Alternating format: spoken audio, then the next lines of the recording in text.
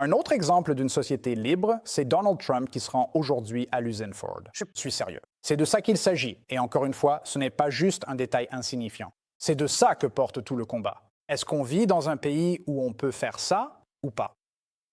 Et un ouvrier lui crie dessus et le traite de protecteur de pédophile. Et il fait un doigt d'honneur à l'ouvrier avant de s'en aller. Je crois qu'on a cette séquence vidéo. Passe-la moi. Quelqu'un crie « protecteur de pédophile ». Encore une fois, leur seul objectif, c'est de projeter de la force, de projeter de la popularité, de ne se soucier que de leur base.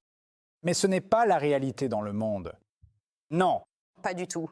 Et je pense qu'à chaque occasion, que ce soit le scandale Epstein, le comportement de l'ICE, les politiques économiques de Trump, les actions de l'administration, trahissent un manque de discipline que les gens peuvent vraiment percevoir. Phil et moi en parlions tout à l'heure dans la loge.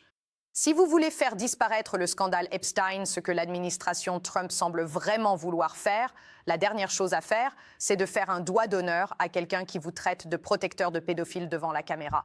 Et c'est simplement le signe que cette administration, tout comme le président, ne peut pas s'empêcher de se mettre devant une caméra et d'improviser des politiques sur le champ, de crier sur les journalistes. De la même manière, cette administration permet à des fanatiques idéologiques de rejoindre une force de type Gestapo avec pratiquement aucune formation, et elle essaie constamment de mettre des pansements sur erreur après erreur après erreur. Ce genre d'action a des conséquences.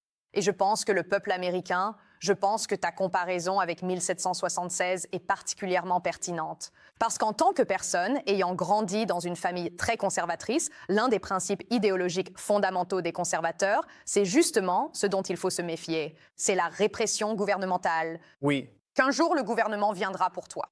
Dans l'extrait de Joe Rogan du début, il dit dans son monologue que c'est une sorte de cauchemar, non? Quand Les gens font un peu ça. Philippe Bump, Nikki McEmery. Ravi de vous avoir